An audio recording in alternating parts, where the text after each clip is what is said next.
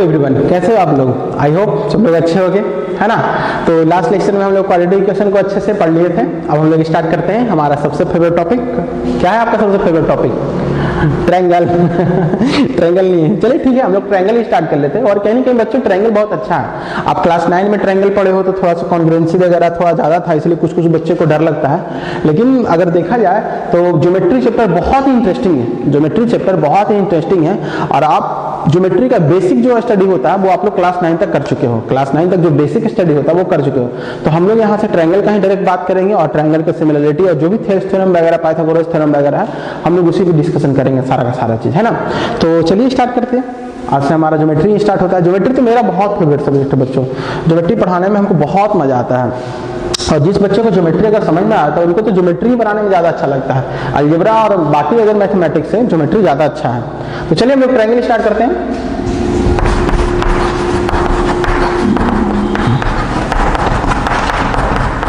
है ना। हम लोग क्या स्टार्ट करते हैं? ट्रायंगल। तो जब हम लोग ट्रायंगल स्टार्ट करते हैं तो ध्यान देने वाली बात क्या है, थोड़ा सा इसका हम बेसिक देख लेते हैं। थोड़ा सा हम क्या देख लेते हैं? बेसिक। तो ट्रायंगल किसे कहते हैं बच्चों? ट्रायंगल हमारा क्या है? ट्रायंगल एक वैसा पॉलीगॉन है जिसमें 3 लाइन सेगमेंट है। कितना लाइन सेगमेंट है बच्चों? 3 लाइन सेगमेंट है। Triangle is that polygon which are made from the 3 line segment. 3 line segment से मिलने बनने वाला जो भी कोई भी हमारा पॉलीगॉन होगा वो हमारा क्या कहलाएगा? ट्रायंगल कहलाएगा। अब ट्रायंगल हमारा बेसिकली कितने टाइप से इसको क्लासिफाई कर सकते हैं? तो 2 टाइप से इसको क्लासिफिकेशन कर सकते हैं।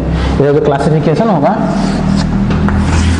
वो हम लोग जनरली 2 टाइप से कर सकते हैं। सबसे पहले अगर इसके लिए हम अकॉर्डिंग टू देयर साइड और उसको ले सकते हैं अकॉर्डिंग टू देयर एंगल्स। या तो साइड के अनुसार उसको क्लासिफाइड कर सकते हैं या तो उसके एंगल के अनुसार क्लासिफाइड कर सकते हैं। अब जल्दी से बताओ बच्चों, साइड के अनुसार सबको याद है इक्विलेटरल ट्रायंगल, जिसमें चारों साइड क्या होता है? सॉरी, ऑल साइड क्या होता है? ऑल साइड इक्वल और सभी एंगल इसमें कितना डिग्री हो जाता है बच्चों? 60 डिग्री का हो जाता है। कितना डिग्री का हो जाता है? सारा एंगल 60 डिग्री, है ना। दूसरा आपका क्या है?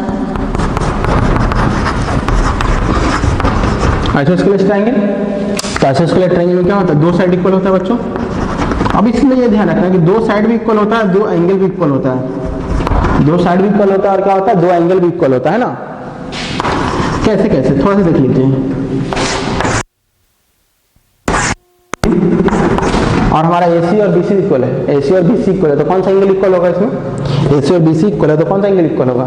तो स्टेटमेंट ये कहता है, क्लास 9 में पढ़े हुए स्टेटमेंट ये कहता है, in a triangle if 2 side are equal then their opposite angle are also equal. If 2 side are equal then their opposite angle. तो AC का अपोजिट एंगल कौन सा है? AC का अपोजिट एंगल भी। BC का अपोजिट एंगल कौन सा एंगल है? यानी कि 2 side equal then their opposite angle, यानी अपोजिट एंगल इन दोनों हो गया, ये दोनों आपस में क्या हो जाएगा? इक्वल हो जाएगा, है ना। या फिर एक छोटा सा तरीका याद रखने का तरीका, जो भी साइड इक्वल होगा उसका नीचे वाला, उसके नीचे इधर आ रहा है, उसके नीचे इधर आ रहा है। हालांकि इधर भी हो रहा है लेकिन इधर एक एंगल बन रहा है ना, तो उसके इधर 2 एंगल आपस में इक्वल होंगे। चाहे जैसे भी साइड हमारा हो जाए, तुम ध्यान दीजिए, इस तरह से कहीं अगर हो जाए इन दोनों के नीचे हमारे ये दोनों एंगल हो जाएगा बस। यानी कि 2 साइड अगर इक्वल होंगे तो 2 एंगल आपस में इक्वल होंगे। इसका वाइस वर्सा भी होगा, अगर 2 एंगल आपस में इक्वल होगा तो उसको हम क्या बोलेंगे? 2 साइड इक्वल होंगे। तो आपके आगे आने वाले क्वेश्चन में अगर आपको बोले 2 साइड इक्वल है तो भी आपको आइसोस्केलेस ट्रायंगल उसको सपोज कर लेना है, या 2 एंगल इक्वल है तो भी आप उसको क्या कर लेना? आइसोस्केलेस ट्रायंगल सपोज कर लेना है ना। तो आइसोस्केलेस ट्रायंगल क्लियर है। थर्ड में क्या है? आइसोस्केलेस ट्रायंगल कोई भी साइड इक्वल नहीं होता है ना, कोई भी साइड इक्वल नहीं होता है। सबका साइड का, सबका जो डायमेंशन है, सबका डायमेंशन क्या हो गया? अलग अलग हो गया। चलिए अब एंगल के अनुसार अगर हम ट्रायंगल को डिवाइड करें तो एंगल के अनुसार ट्रायंगल हमारे पास कितना टाइप का होगा?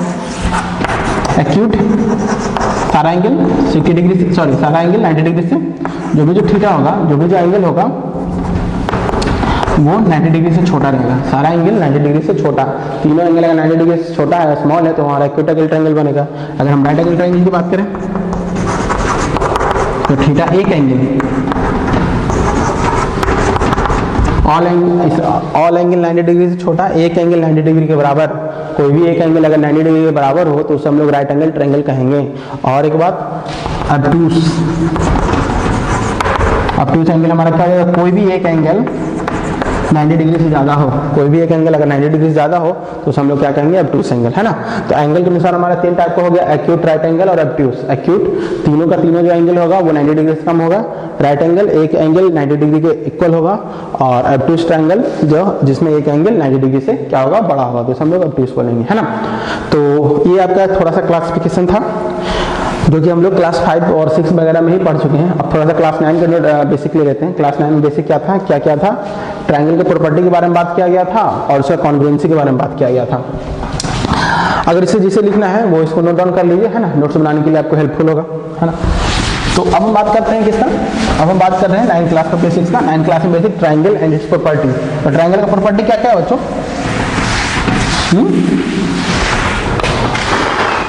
ट्रायंगल का फर्स्ट प्रॉपर्टी क्या है। अगर हम पहला प्रॉपर्टी की बात करते हैं तो सम ऑफ ऑल एंगल इन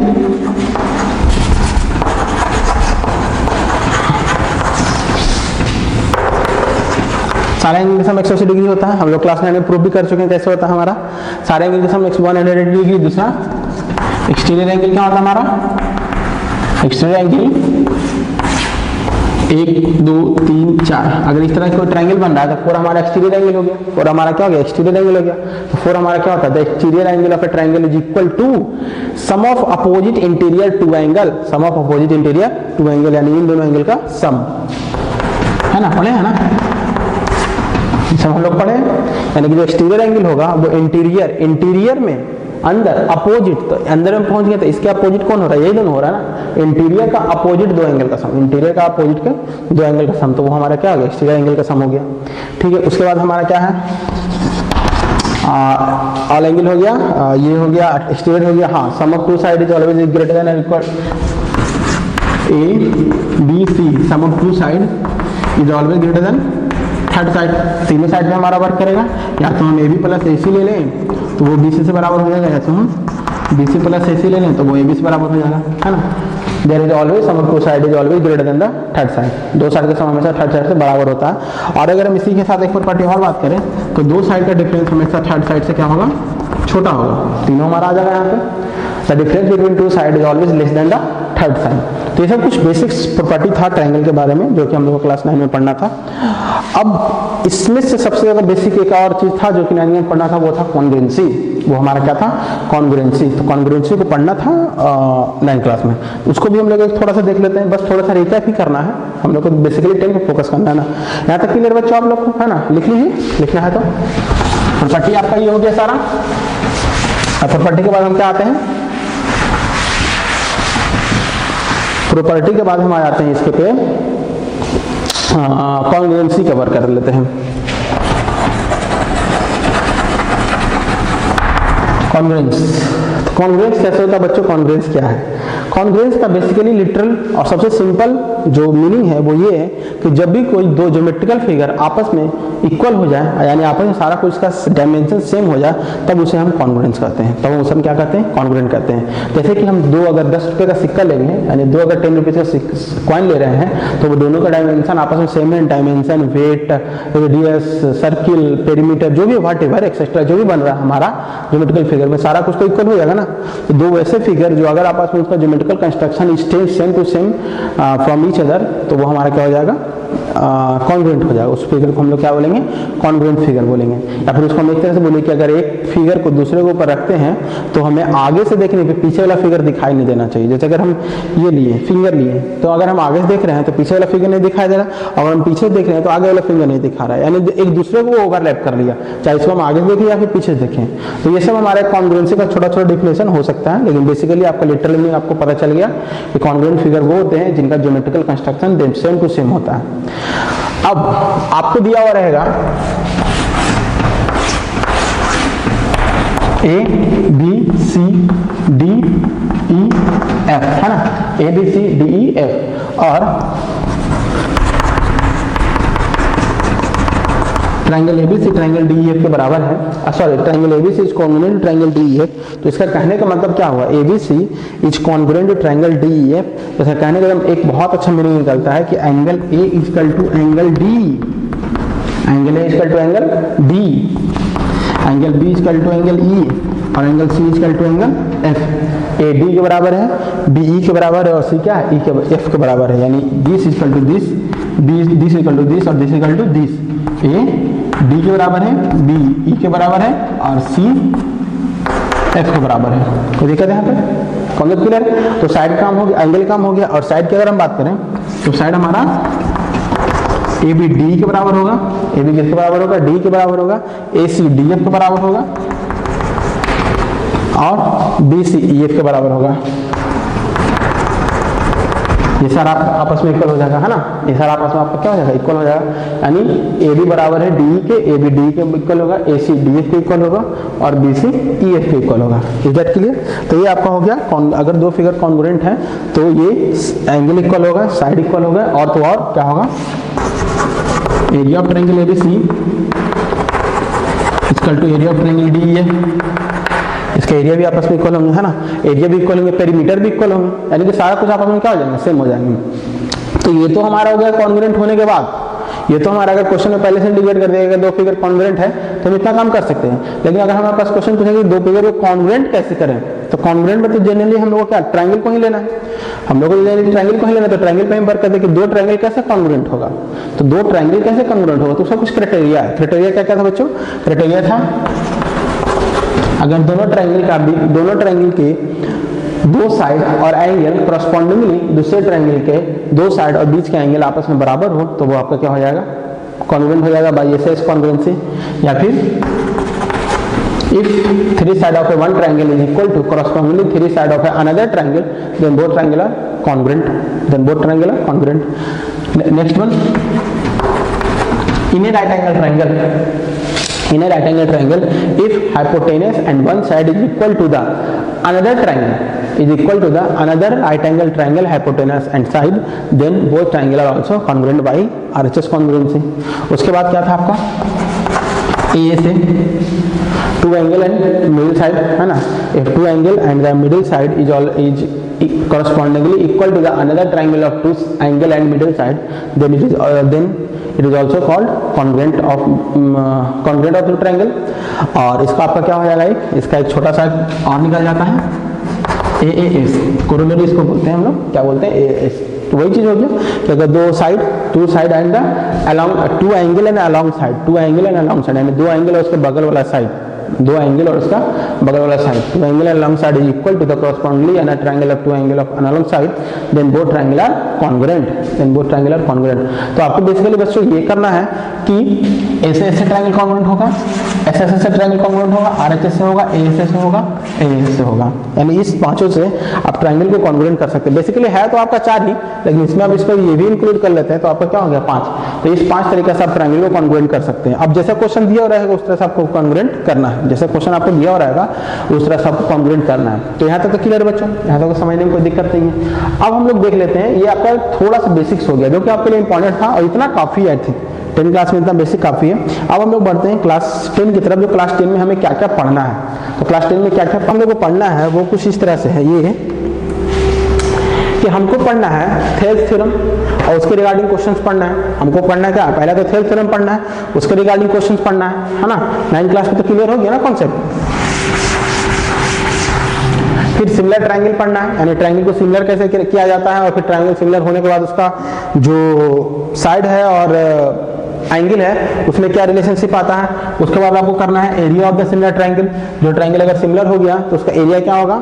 और उसके बाद हमारा है पाइथागोरस थ्योरम, और उसके बाद हमारा क्या है, पाइथागोरस थ्योरम। पाइथागोरस थ्योरम सबसे इंपॉर्टेंट थ्योरम बच्चों, इस पे ज्यादातर क्वेश्चन इससे ही पूछा जाता है। आपका मैक्सिमम क्वेश्चन जो आपका बोर्ड में है वो पाइथागोरस थ्योरम से ही पूछा जाता है। और मैक्सिमम क्या, लगभग 90% बोर्ड में आपका direct Pythagoras theorem he ask किया है।